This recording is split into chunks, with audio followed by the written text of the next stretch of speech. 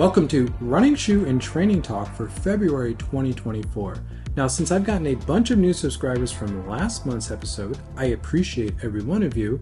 This is a series that I started back in December where I can just talk about running shoes off the cuff. There's no script, there's no monitor in front of me. I'm just going to talk about what I'm running in, training in, thinking, some channel updates, really just a unscripted format for me just to talk about stuff that I don't normally get to talk about in my other videos because of their various formats. The past month has been kind of uneventful, which is a good thing. I'm still in a new shoe drought. I still don't have any actual 2024 models because nothing is really releasing here in Taiwan except for Hoka and Brooks. Now, Hoka and Brooks, when they announce a release date for a shoe, they're really good about actually releasing the shoes on that date, and they do it globally, so they do it everywhere at the same time. So we did get the Hoka Cielo X1, which I did do a short on. I've not bought the shoe yet. I'm on the fence whether I'm going to buy that or not. I know it's a shoe I'm not going to like running in because of all the rocker and just sort of the craziness of it. But from a tech standpoint, there are a lot of interesting things there. So I may get to it. And as I said, with Hoka, I actually have a lot of experience running in Hokas, but I haven't run in them in a long time. So I'm going to actually start with the Mach 6, which will be out in March, which I should be able to get on release. So I'm actually kind of excited about that. As far as Brooks, Brooks is the other brand that releases stuff here in Taiwan or globally the day they say they're going to. And we have gotten the Hyperion Elite 4. Now, I am on the fence about this shoe. I'm interested because I've been enjoying other Brooks shoes, and I'm going to cover some other Brooks shoes this year, but it's not a shoe I really need at the moment. So if you're interested in my thoughts on the Hyperion Elite 4, let me know in the comments if you'd like to see me review that shoe. That I'm not going to promise anything, but that would give me some information of who wants to actually see that review or not. But those are really the only shoes that have released here in Taiwan that are actually 2024 models. We've got nothing else. All the Puma stuff, all the Adidas stuff, the Nike stuff. There has been a few small batches of Vaporflies that I've seen come up online here in Taiwan and Japan. And I think the Japan release was for the Tokyo Marathon coming up. Missed all of those, didn't get those. Continue to fail the Vaporfly lottery. But otherwise, nothing is really releasing here in this country. So as soon as stuff starts coming, I will be covering it, and there's a bunch of stuff I'm excited to cover. So let's nerd out about shoes. Now, the past few days here in Taiwan, we have had some exceptionally warm weather, summer-like temperatures, approaching summer-like. It's been 27 or 28 degrees Celsius, which is low 80s Fahrenheit, and it's not abnormal for this time of year, but it's a little too soon. I'm getting flashbacks to suffering through hot, humid summers last year, and running has been a little bit challenging the past few days.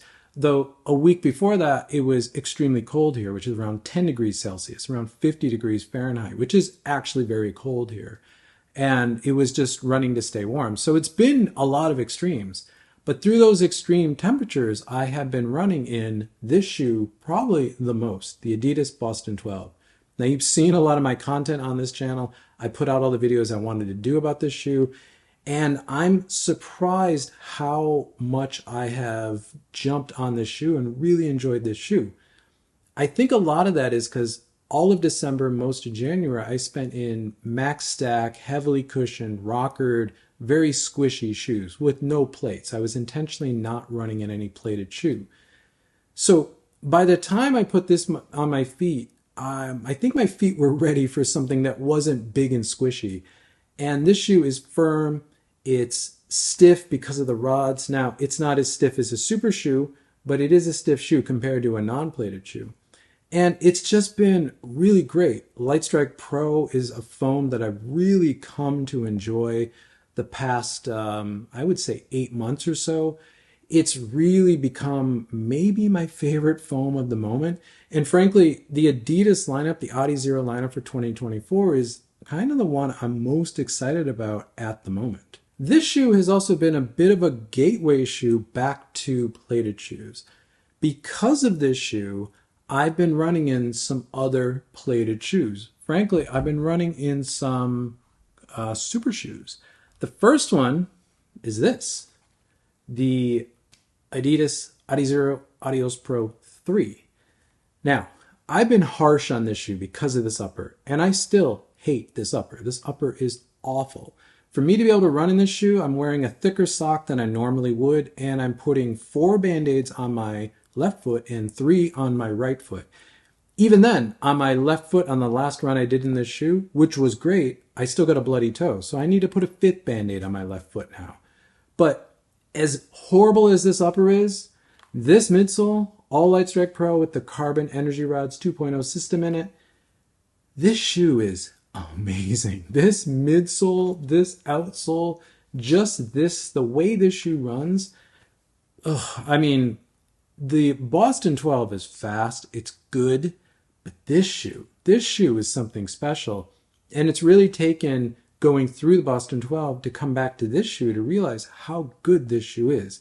Now, with the Adios Pro 4.5, the next version of the Adios Pro, I hope they'll fix this upper. They've fixed the uppers on pretty much every other Adi Zero shoe, so they need to fix this one. But if this shoe gets a better upper and a full Light Strike Pro midsole or whatever we're going to get for the new version, I'm excited.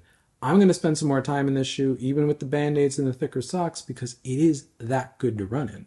But as good as this shoe's been, it got me curious about the super shoe I know the best and how that feels compared to this. So after I ran in this, I took this out, the Vaporfly 3. Now, it wasn't this pair, and I actually ran in Vaporflies this morning, and it was a really interesting run because I noticed a few things. And this is something I struggled with last fall a little bit, coming from the Super Blast, the Asics Super Blast. Because I've been running in such big max cushion shoes, this shoe, the Vaporfly 3, feels like a racing flat. It feels like there's almost no foam here. There's not. There's a ton of foam in this shoe. But this shoe feels extremely minimal compared to any other shoe I've been running in. And in fact, before running in this morning, the last time I ran in a Vaporfly actually was this pair at the New York City Marathon, and that didn't go so well. So the Vaporfly run that I did today was faster and I would say more efficient at higher speed than what I experienced in the Adios Pro 3. But the Adios Pro 3 was more enjoyable, and I think it was more efficient over the longer run. So the speeds I hit on this were faster. The paces I was going and the level of effort to get to those paces was much easier. But over the length of the run, this one was definitely more efficient for me. And that's interesting. I think a lot of that comes down to just the rollingness of this sort of endless foam feeling, the way this shoe rolls forward. This shoe is really special. This midsole is very special. The thing about running in these super shoes like the Adios Pro 3 or the Vaporfly is that it's made me really appreciate this shoe, the Boston 12, for everything that's here. Now, this is not as fast as a super shoe. If you follow me on Strava, link in the description if you're interested, you see that I run the same 10 mile or 16K loop pretty often, at least a couple of days a week. And I kind of stop myself from running it every day because I want to mix it up a little bit. But I've run a lot of shoes through that 10-mile loop, this being one of the ones I've primarily been doing that in. And I do find this shoe to work really well over that distance. And from an efficiency standpoint, it works really well. But when I get into the higher speeds, when I'm in like 5K speed range or even approaching threshold, I do find this shoe is a little too much. There's just a little too much foam, too much rocker.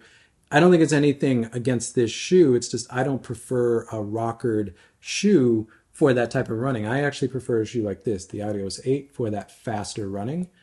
But for the faster stuff, this feels great, but I can tell the difference when I do that 10-mile run in this shoe and really pick up the pace beyond marathon pace, because this is faster, it's more efficient, I feel less beat up after the run, and I recover much quicker. And I do notice a difference between these two shoes. So that is why I do stand by saying that if you do race in this shoe, and this thing is a tank, you can do a lot of training and racing in this shoe.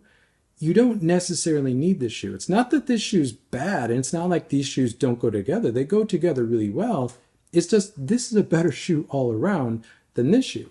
But if you are a newer runner and you're not ready to go to the super shoe level, this is a great shoe that's going to give you most of a super shoe. So a super trainer, which is what I think a lot of people consider this shoe, is less efficient. It is slower over a longer distance than a super shoe. It is not a super shoe, but it's pretty close. And this shoe has really shown that. As much as I've been running in the Boston 12, I have been pairing this with a non-plated trainer.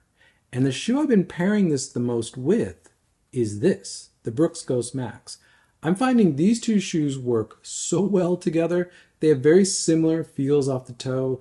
This is flexible and softer than this shoe, but they really pair nicely. The stack heights, the feel on foot, everything about these two shoes works really well together. But to the Ghost Max, this is not a shoe that I think anyone is really excited about. The views on the video I did for this shoe were very low, but this is a shoe I've been really enjoying quite a bit recently. And it's really replaced all the other Max cushion shoes for me. It's replaced the Nimbus, it's replaced the Nova Blast, it's replaced the Vomero, which I had an issue with. It's not that those are bad shoes, I prefer this shoe in every way. Now, I love a rubberized EVA foam, and DNA Lock V2 is one of the best rubberized EVA foams I've ever run in, ever. And I've run in a lot of them. This shoe is very consistent, it's very smooth, it's not squishy. I don't like a squishy shoe. However, it's very cushioned. And this shoe, for as much foam as is what's here, is actually fairly flexible, especially now that it's broken in. So it's a great contrast to the Boston 12. And when I just want to go out and sort of roll through a nice easy run, this is really the shoe that I'm reaching for all the time, because it's just so good. In fact, if I want to be even lazier and just kind of land midfoot and just kind of let the shoe roll me through an easy pace, this shoe is ideal for that. So I've been really, really enjoying this shoe. I will come back with a longer term review of this shoe probably in the next month or two, but it's really been a surprise, and it's also been a huge surprise how well these two shoes pair together. I'm again really, really impressed with how these two shoes work together. The only other road shoe that I've been really spending any amount of time in recently is this, the Adios 8. Now, I've been doing some trail running again. I will be talking about trail running in a video coming out in the next couple weeks. Some exciting things there. But for road running, the thing that's been kind of rounding out my rotation lately has been this. Again, I keep coming back to this shoe. I really love this shoe, and I actually really understand why Adidas launched these two shoes together last June, because they really do complement one another. Everything this shoe does well, this shoe isn't as good at, and everything this shoe does really well, this shoe isn't as good at. And where there's gaps in this shoe, this one fills it, and vice versa. They just work really well together. But again, for a minimal sort of racing flat, modern racing flat, this shoe has been great, especially for the faster running.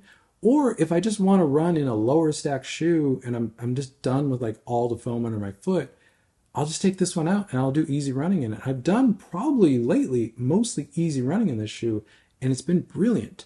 So I'm going to have my 100-mile review of this shoe coming out soon. There's some things to talk about this shoe. I'm excited about the future of this line. You've all seen the Forbidden Red shoe at this point. That's replacing this.